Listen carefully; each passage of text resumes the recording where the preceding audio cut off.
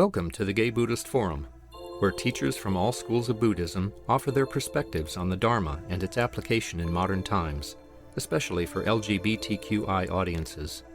These talks are offered freely to the world and made possible by appreciative listeners. If you would like to support our efforts to share the Dharma with underserved audiences, please visit gaybuddhist.org. There you can donate, find a list of upcoming speakers, or enjoy many hundreds of these recorded talks dating back to 1996.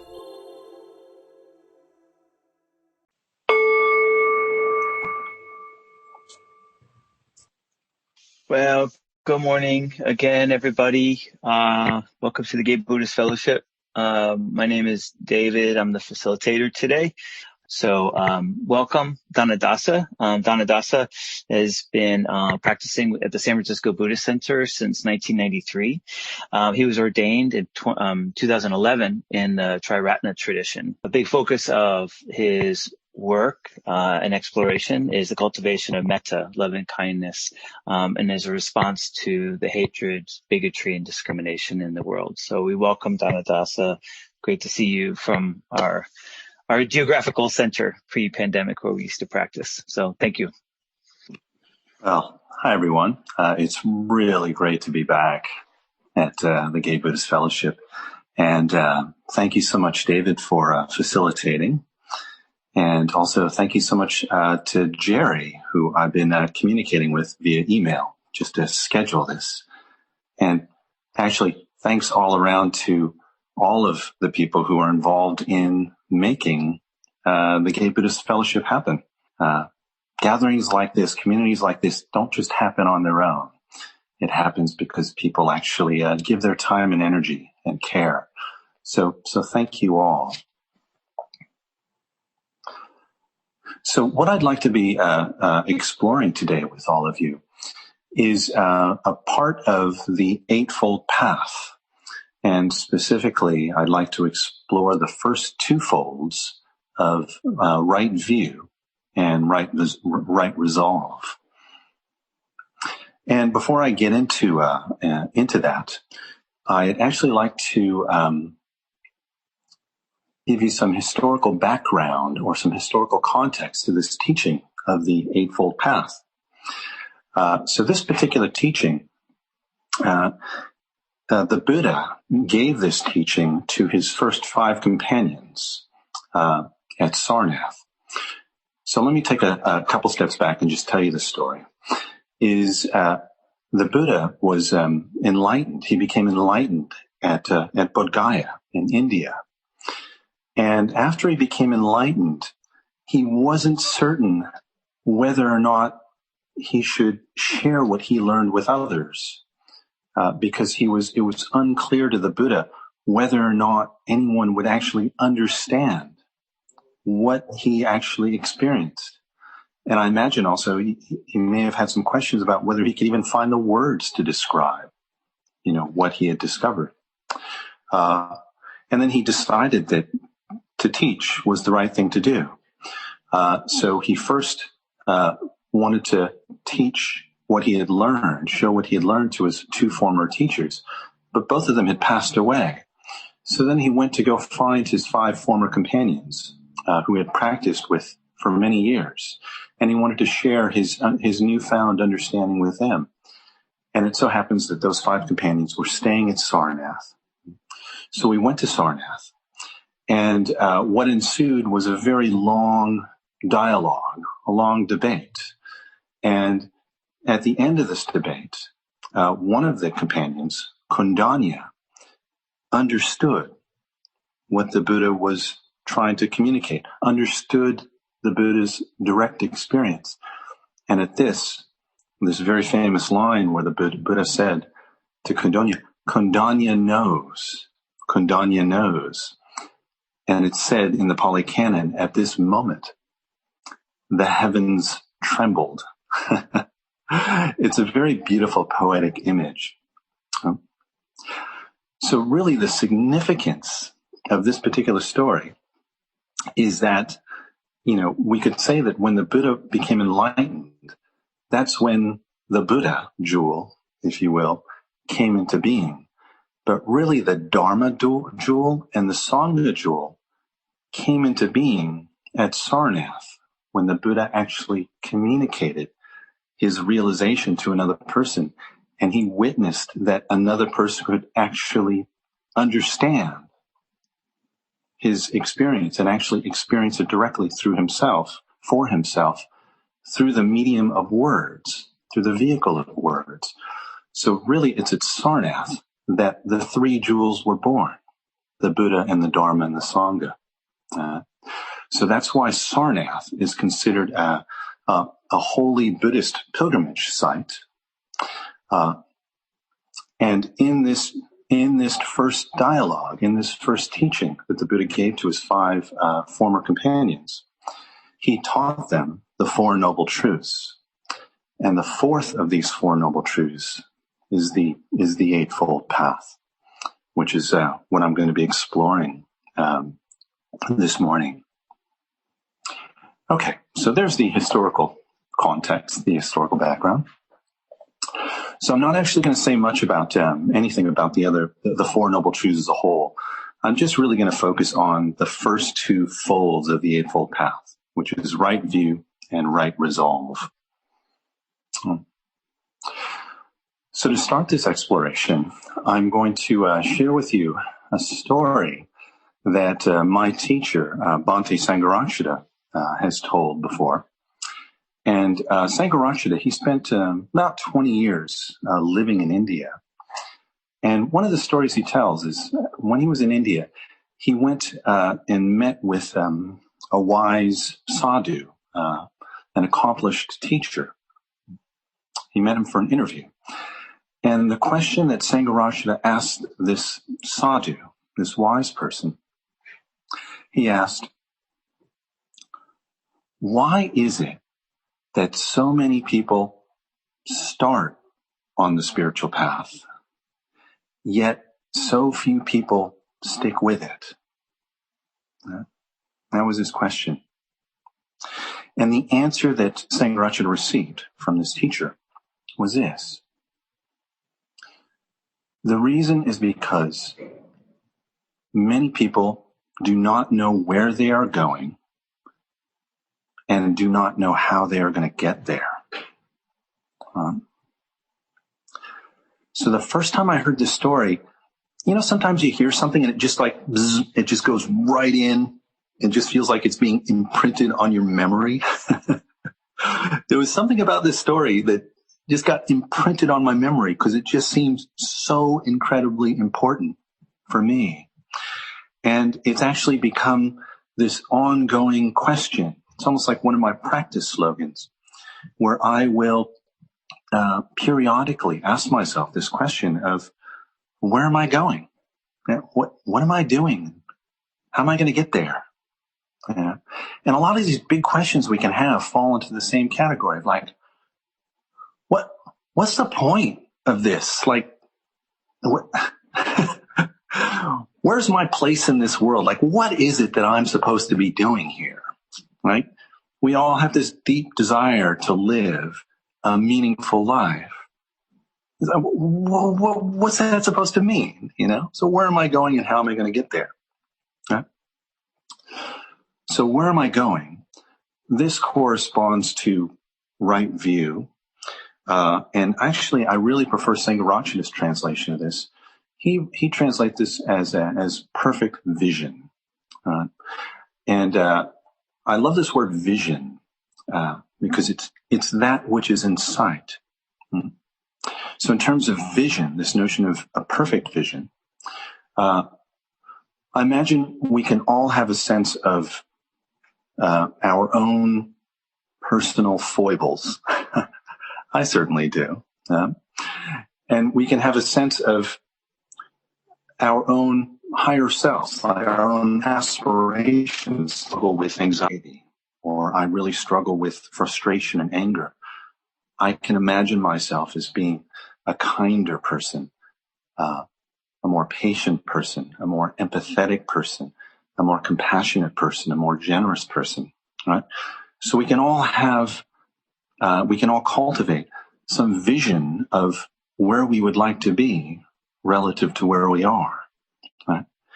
And at a really sort of a very practical and approachable level, this is what this stage of perfect vision is pointing at. Just pointing at the simple question of, where are you going? Right? Now, the next fold, which is commonly translated as perfect resolve or perfect intention, this gets at the second question of, how are you going to get there? Right? Where are you going and how are you going to get there? So in terms of right resolve and right intention, I looked up this word resolve in the dictionary, and the dictionary definition in its verb form was to decide firmly on a course of action. So first we need some sort of a plan, which I imagine falls in the category of perfect vision. And then we need to find the resolve to actually commit to that plan and do what needs doing. And this here would be right resolve or perfect resolve. So then, of course, resolve to do what? Like, what's the plan? Well, we each need to create our own individual plan, so I can't tell anybody what to do. But in principle, what the Buddha says about what needs to be done, in principle, it's what one needs to abandon that which leads to suffering. And we need to take up that which leads to peace and freedom and liberation. So that just lays the groundwork of these two stages. Now I'd like to get into some practical stories, some personal stories about my own relationship to these two folds of the Eightfold Path. And then I'd like to actually share some practice advice, some practical tips, if I may, share with all of you around this. So I'd like to use the example of trying to establish a regular meditation practice. Or if you have a well-established regular meditation practice, perhaps it might be trying to meditate more than you currently are. So I've been meditating on and off for 25 plus years, something like that. And not until only recently have I been able to really establish a daily meditation practice. And there have been many times in the past where I've just decided, you know what, meditation, it's really good for me, right? In the same way that I brush my teeth, it's good dental hygiene. Meditating is just good mental hygiene. It just makes me be a better person in the world when I meditate. So then I would make these decisions. Okay, I'm going to do a meditation commitment. For the next 30 days, I'm going to meditate for at least 20 minutes. And I'm going to get up 20 minutes early every morning. I'm going to meditate and write this down in my journal. And I would just decide, and then I would do it. And it was really interesting because then I would kind of notice that maybe for the first week-ish, maybe the first 2 weeks, I would be really engaged. I would be emotionally engaged with this little project of trying to establish the habit of meditation.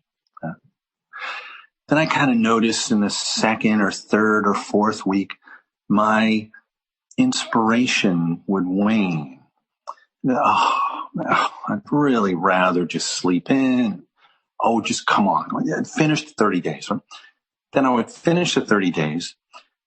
And then almost right away, my meditation practice would just go out the window. Out of sight, out of mind. And it's always kind of baffled me. Like, why is that? Like, what's going on with this? So, around what's going on with this, I'd like to actually read you something that Sangharakshita has written about this. And Sangharakshita, who's my teacher, he translates right resolve or right intention. It's samma sankalpa. Samma sankalpa is the Pali. He translates this as perfect emotion. Right? So I'm going to take a little detour, a little tangent here around translation, like the art of translation, if you will, is if you were to spend more time like looking at the way different teachers translate different words, you will find that there are certain teachers who translate in such a way that they are putting the most weight into a technically accurate translation, right? So whatever translation you find from these particular translators, you will find these same definitions in the English Pali Dictionary, right? So they give weight to the fidelity of the actual words being translated, right? So Samma Sankappa, and translator who puts more weight upon, I shall say, the heart of the matter. So he's much more interested in getting at the spirit of what's being pointed at, the experience of what's being pointed at, rather than the literal translation of the words. So Sangharakshita, he translates this as perfect. So you will not find that translation. If you look up Sankappa in the dictionary, you will not find the word emotion in the dictionary. So what I'm going to read from this book by Sangharakshita is just a single paragraph, and it explains why Sangharakshita has chosen this particular translation of perfect emotion. Right? And here he's speaking to, really, why is it so hard to do what we say we're going to do? And in this case, it's the example of establishing a regular meditation practice. Okay. We may say that we know something, but we know it only with the conscious mind, with the rational parts of ourselves. We know it theoretically, intellectually, abstractly. But we must recollect that we are not just our conscious minds. We are not all reason, though we may like to think we are.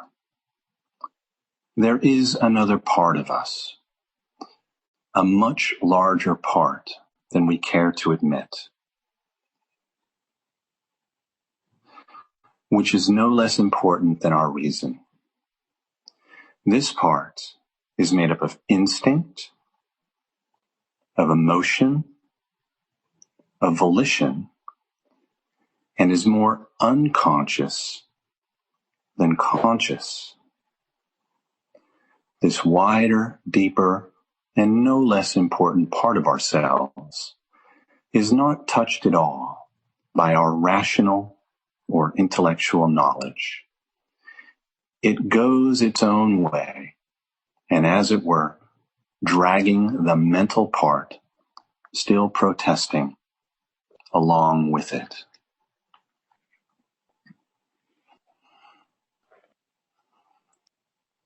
So we can make all sorts of plans. I'll just continue to use this example of establishing a regular meditation practice. But if it's just an idea in our heads, a rational thought, and we are not wholeheartedly engaged with that plan, we are not emotionally engaged with that plan, then most likely, as our inspiration and our discipline starts to wane, that plan will just fall to the wayside. Okay. So I'd like to share with you what's been unfolding for me around how it is that I somehow came to this point of actually feeling as if I have established a regular meditation practice. One of the markers for me, and this has been going on for years, meditation for me for 25 plus years, it's always felt like something I should do. The S word. Oh, I should meditate. Oh, I need to meditate. But then I wouldn't. and I just was, when am I going to get to the point where I actually want to meditate? Right? When is that going to happen? And somehow it has. So let me explain to you how that unfolded. So in January 17th of 2020, so just over a year ago, I retired from my nearly 30-year career as a mechanical engineer working at a high-tech company. And it was down in the Silicon Valley. So I was doing a 90-mile commute round trip. And also, I was raising twins.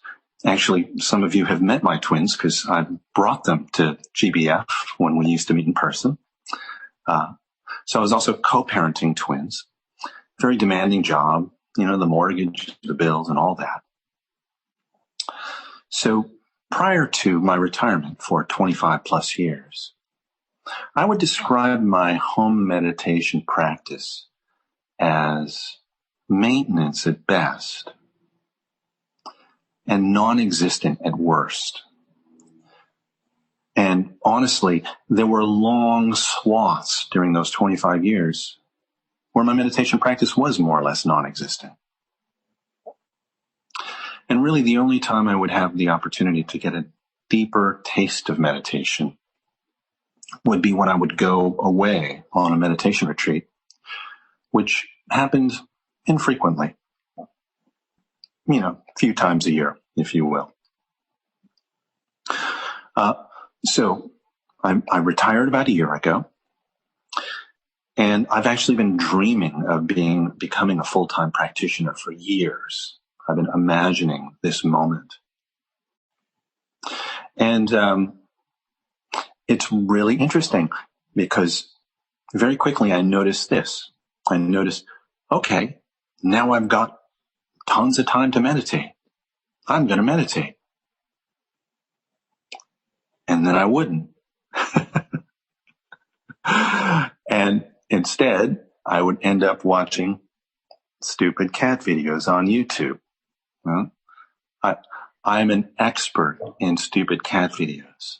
I've done thousands of hours of research on stupid cat videos. So I quickly realized that I was very enamored with the idea of meditating. But actually, my heart wasn't into it. I wasn't emotionally engaged with it. Actually, I can even say this, I was emotionally engaged with watching stupid cat videos. November, sort to November. At the end of November, I began a 5-week solitary meditation retreat.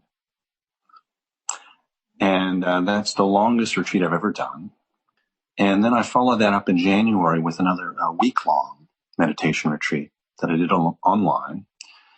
And then during the first week in February, I also did a week-long meditation retreat. And after doing all of that, after really having spent a lot of time meditating, I can actually feel like the roots growing down, deepening into the earth. And so I had this image of a tree of like roots growing down into the earth and the branches kind of going up. Like I have a very strong sense of my meditation practice bearing fruit. And now, honestly, for the very first time, I can actually say that I want to meditate. Yeah, it's I'm both delighted and surprised by it, and also it seems perfectly ordinary. It seems perfectly natural. So I'd like to speak about this notion of a gravitational pull.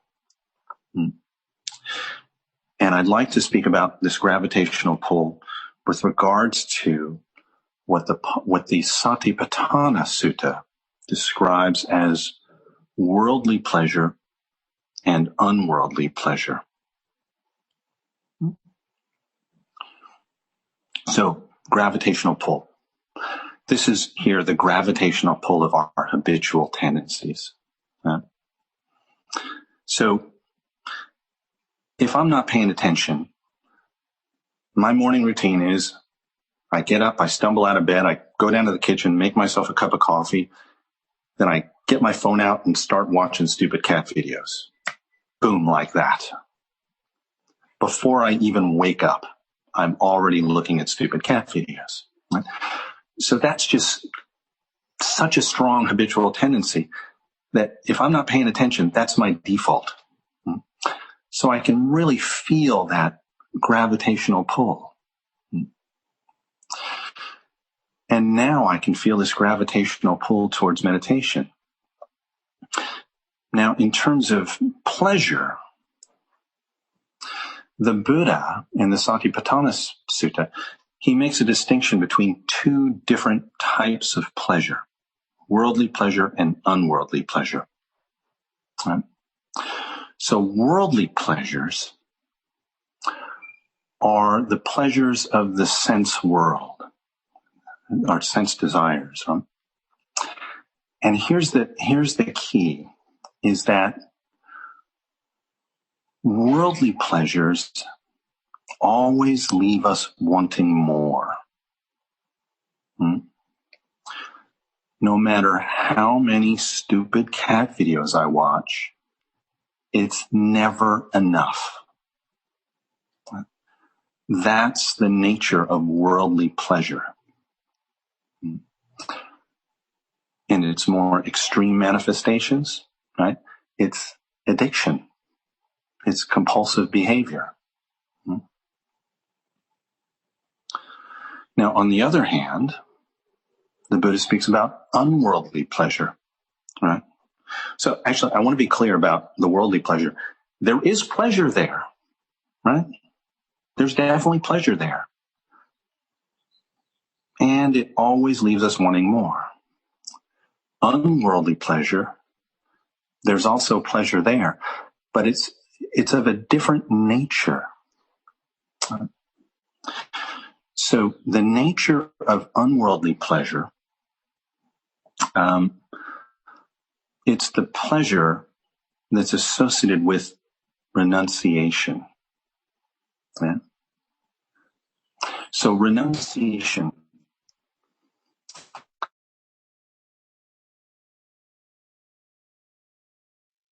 oh, you mean I have to give up something that I'm really attached, that I really like?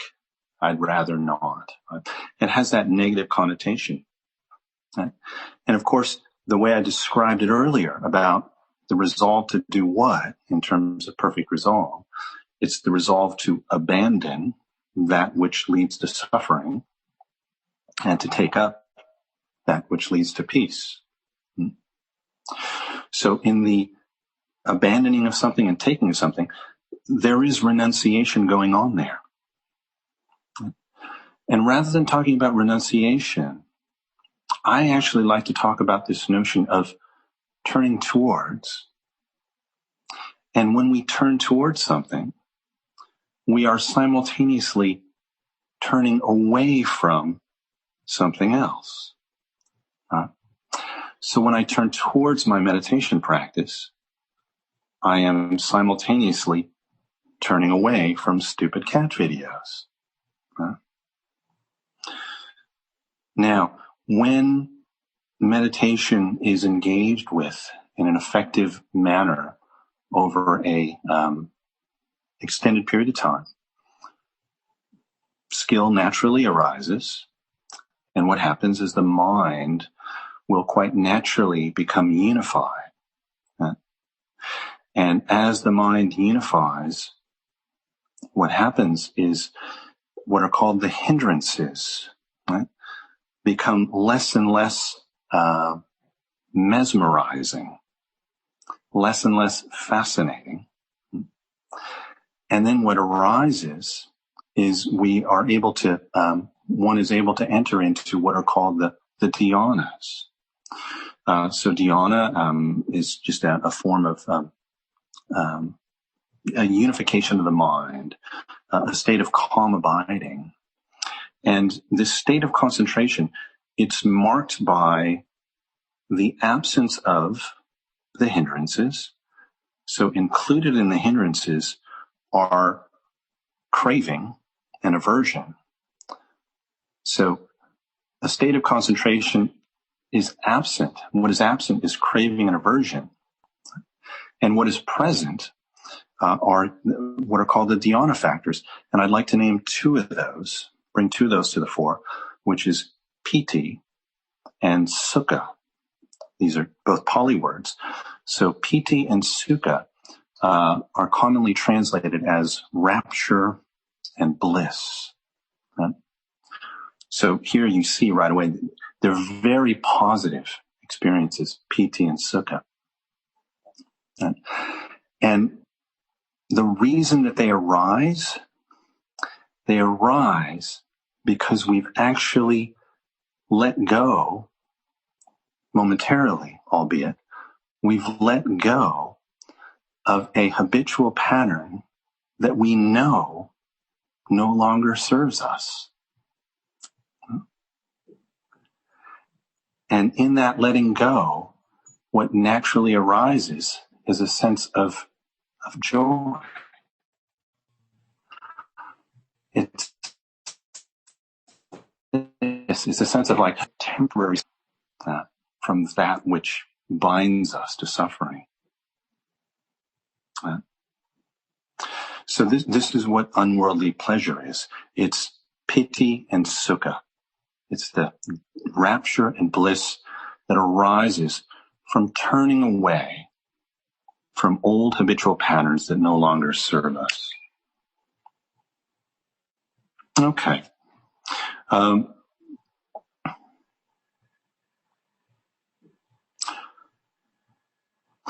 I'd like to say a few more things, and then I'd like to open it up to questions after that. I was talking to someone about this recently, and what this person then said to me was, well, hey, I've got a full-time job. I'm raising kids. So does that mean I got to wait till I retire before I can actually get on with it? What advice do you have for me? That was the question this person asked me. And I think it's a fantastic question. So I'd like to respond to this question. And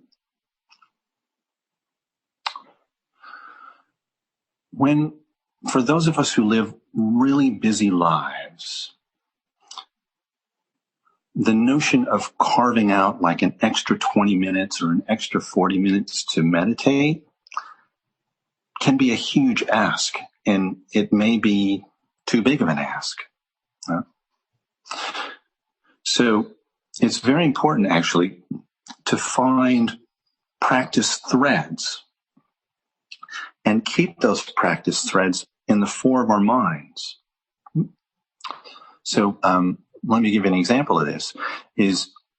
I'm a big fan of practice slogans.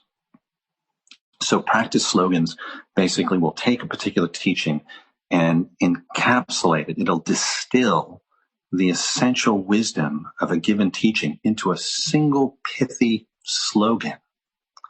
And then I carry that slogan with me in my pocket, and I have it at the ready. So here's one example of one of my practice slogans. This was some 20 years ago when I was raising my twins. So they were both in diapers. And then I actually separated from the mother of my twins when the kids were 1.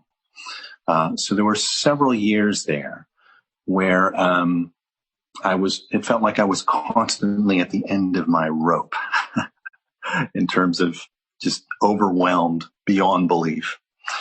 And one of the things that kept me going through that whole time, I wasn't meditating at all that whole time, because if I tried to meditate, I would just immediately tune into how exhausted I was, and I just want to go to sleep. So no meditating for a number of years when my kids were small. And the thing that kept me going was I used to say this to myself, this particular slogan. I would say to myself, this too will change. This too will change. This too will change. So I just kept that thread of impermanence very much in the fore of my mind. So whenever my mind would sort of like shrink down into this woe is me story, I'm so exhausted, blah, blah, blah, this too will change. And it would just open up.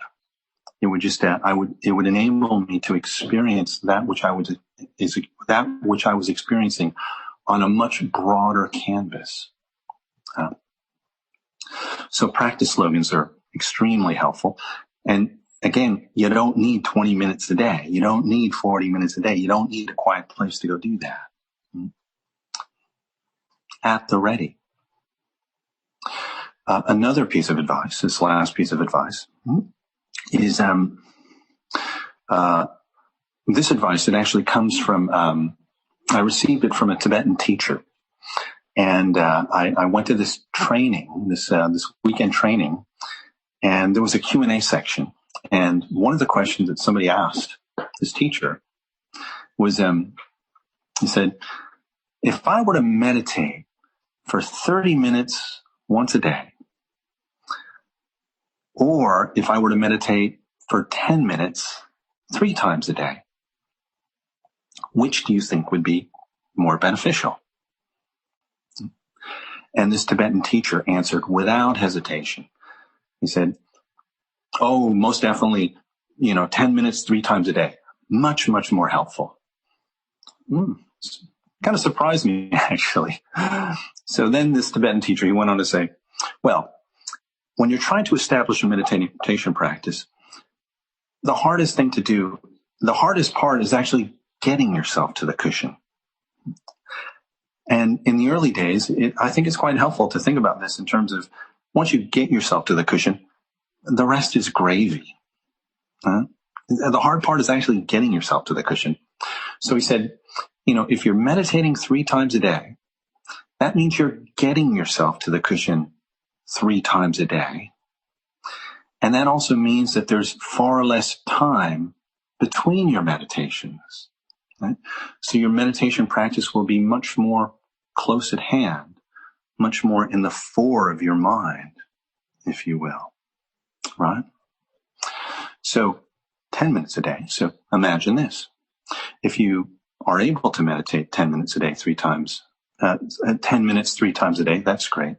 If your life does not lend itself to that, if you're too busy for that, or that feels like it's too much, how about a 3-minute meditation? How about a 3-breath meditation?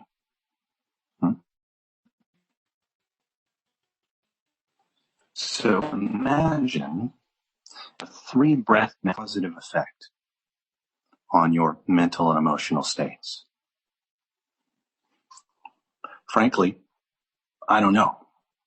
I have no idea. But it's a really interesting question, and it's an interesting question to get curious about. Yeah?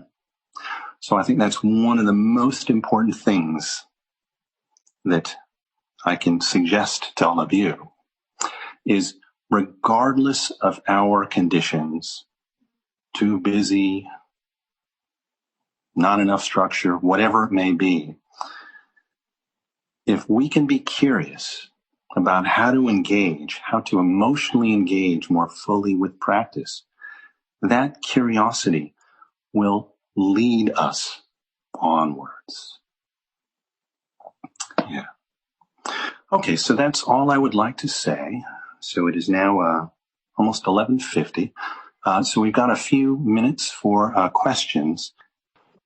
Yeah, thank you, Danadasa, very much. I'll jump. I had a couple things. First, thank you very much. You covered a lot of ground. There's a lot. the one thing I just want to share that I really appreciated, and it was a new way of looking at, it was a new view for me, is the interpretation of like right view and right intention in that framing. It the way it landed on me was to look at the difference between like right view is like a mental understanding of the way things work in the world. You know, I mean, for me, it's like I've always approached that as like the two truths, like understanding that everything isn't permanent and empty, but at the same time, I still experience it very physically, you know, but anyway, but like more of a mental, intellectual understanding. And then like the right intention is like the body experience, emotion, like you even said, like emotional or like that, and like that they work together. And I never even thought of them like that, like the heart and the mind, basically, of bringing both heart and mind together with the Eightfold Path as the top. So that was there was some synapses firing there for me that I really appreciated.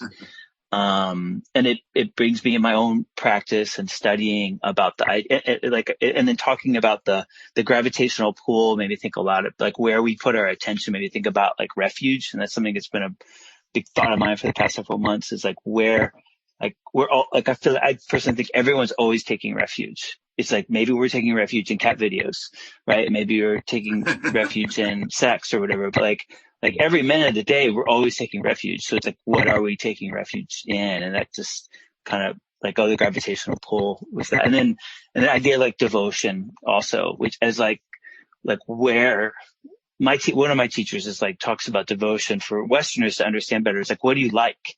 Like that's, people get tripped up over like devotion for a teacher or something like that. But like, let's make it really simple for you. It's like, what do you like? Because what you like is what you're going to go towards, and what you like is what you're going to like try to be like. So I don't know, you brought a lot of those, you kind of tied some of those bows together for me today. So thank you. All right, I see Chris had his hand up. Go ahead, Chris. Hi. Thanks so much for your talk. You brought a lot of stuff up to think about. Thanks so much. I just have a question. I really want to thank your organization. I used to sit there in the 90s when I was Friends of the Western Buddhist Order, and also allowed JBF to sit in that space too. It was a great space and a really comfortable space to sit in. My question to you is just, all of a sudden I found out you folks had changed your name to Tri Ratna, and probably we don't have much time, but what was that all about? How did that come about, and what does that mean, Tri Ratna? Yeah. So Tri Ratna, Tri means three, in Sanskrit, and Ratna means jewel. So Tri Ratna means three jewels. And the reason that we changed the name is because the previous name was the Western Buddhist Order, and as our movement has become more and more international and gone well beyond the West, right? The name Western Buddhist Order just made absolutely no sense. So, for example, we have a very large contingency of our order is actually in India, which is certainly not the West per se. So that's why we changed the name to Tri Ratna.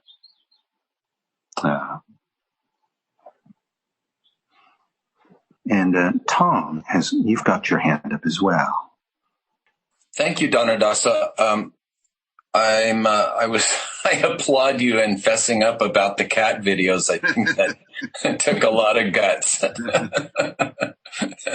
I think, I have my own, video, compulsions as well.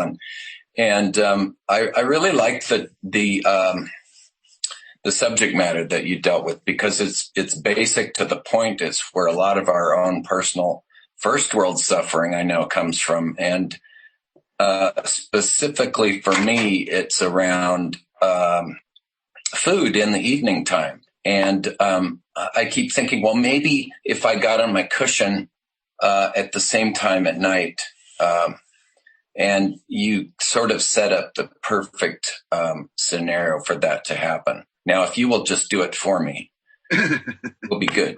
Um, but I'm in. The pandemic has been hell because I'm in Arizona, southeastern Arizona. It's very sparsely populated. I realize I have a lot in common now with everybody that's isolated because we're all kind of in the same arc, if you will. And so thank you for your talk, and it's given me some real tangible steps to boot up my practice. Thank you.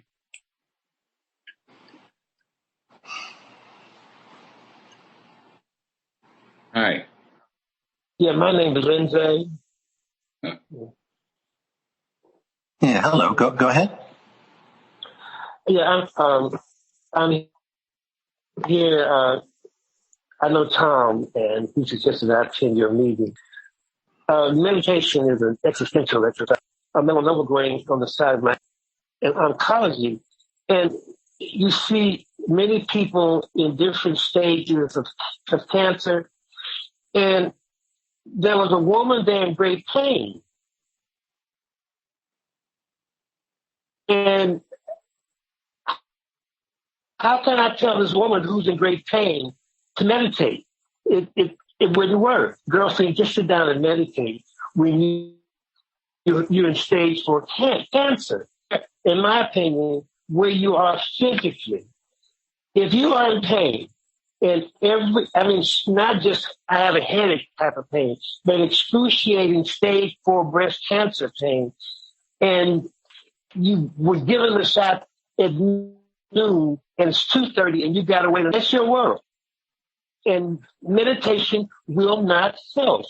The only meditation you want is that shot, because that's the only relief that you have in your world. And I truly believe in lots of money or you don't have things to worry about. How can you tell people in Texas who are standing in line for food and are burning their furniture to eat, oh, girlfriend, just sit down and meditate? It just would not change. I love music. I can meditate listening to Maria Callas, or listening to Rachmaninoff's Second Piano Concerto, or listening to a Diogenes String. And I do meditate. But it all depends on the situation that one's in. I have to be cognizant of that fact when I tell people to meditate. That's enough out of me. Thank you. Yeah. Thank you so much for that comment. And I totally agree with you. You know, if people are struggling with their basic needs of food, clothing, and shelter, the last thing you're going to tell somebody like that is to meditate. I mean, it's completely ridiculous. So I agree with you on that point. And I think it's really interesting what you're talking about you. The reason why I mentioned that is that I may be in the same boat. If I actually may respond to what you said, if I may. Yes. Yeah, thank you. I think your friend who has stage 4 cancer and is in excruciating pain, I certainly would not approach that person and say, you need to meditate. I would certainly not do that. And I have a very good friend who's also a fellow order member. And this very good friend actually has been living with quite severe chronic pain for many, many years. And she's actually created an organization. It's called Breathworks. So it's very similar to what Jon Kabat-Zinn does in terms of bringing mindfulness practice into hospital settings. And so what my friend does, which is aligned with Jon Kabat-Zinn, it's aligned with this notion of the 2 arrows, right? So this teaching of the 2 arrows where we can experience physical pain, right? Stage 4 cancer, that's some serious physical pain, which would be called the first arrow. The second arrow, according to Buddhism, is we can amplify that pain with stories in our head, like, woe is me, this is so unfair, I can't believe this is happening, blah, blah, blah, blah, I wish I weren't in so much pain, right? There's this amplification factor that can happen through our minds, right? And Buddhism is addressing the second arrow, right? There's nothing we can do about the first arrow. Our bodies experience pain, full stop. But there is something we can do about how we respond to that pain, right? So there is some value in meditating. If the instruction is accurate, if the instruction is good, and the guidance is good. Okay, so it's 12 o'clock, so I'd just like to hand it back to David to close it out. Thank you. Danadasa and Lindsay, thank you for bringing that topic up for us to be mindful of the various spectrum of different experiences people are having right now in Texas and everywhere next to us. And with kind of like in the same way, like right action and support, right view too, being sensitive to what's available for them. So thank you for bringing that to all of us. We invite people to offer dana to support the Sangha, but also to, this goes towards our teachers as well. Next week will be a small group discussion. We also have a Wednesday evening Sangha, and the information's on our website for that. And real quickly, I just want to acknowledge that it is, this is February, it's Black History Month, and that the LGBTQ Center has been doing a really nice job on their website around Black history. Every day they post stories about an organization or a person or an event that's been driven by Black leaders in the LGBT community. So I really want to encourage people to learn about that. And right now also taking place is the Black Buddhist Summit online. And I can post, but it's a great opportunity to learn and hear from teachers of color from around the country and really engaging conversations. Some of them are very directly about the experience of being Black and Buddhist in America, which I think for myself as a white practitioner is really important to hear those other voices and experiences. So I share that. So if does anybody have any other announcements, you can put in the chat. You can also share it via our Google group online. But I want to be respectful of time. And before we close out, to at the very least make a dedication of merit. So for our time together, if any merit, for all the merit that's been generated, we dedicate it to all beings everywhere. May all beings have happiness and the causes of happiness. May all beings be free from suffering and the causes of suffering. May all beings never be without the supreme bliss, which is free from all suffering. And may all beings live in the great equanimity, which is free from all attachment and aversion, believing in the equality of all that lives. Thank you, everybody, for joining us.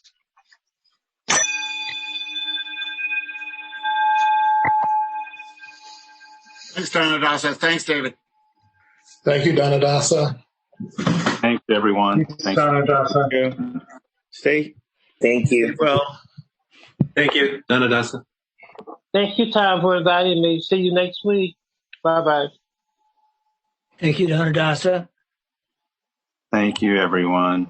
Thank you, Danadasa. Have a good week. You too. Bye. Thank you. Thank you for listening to the Gay Buddhist Forum.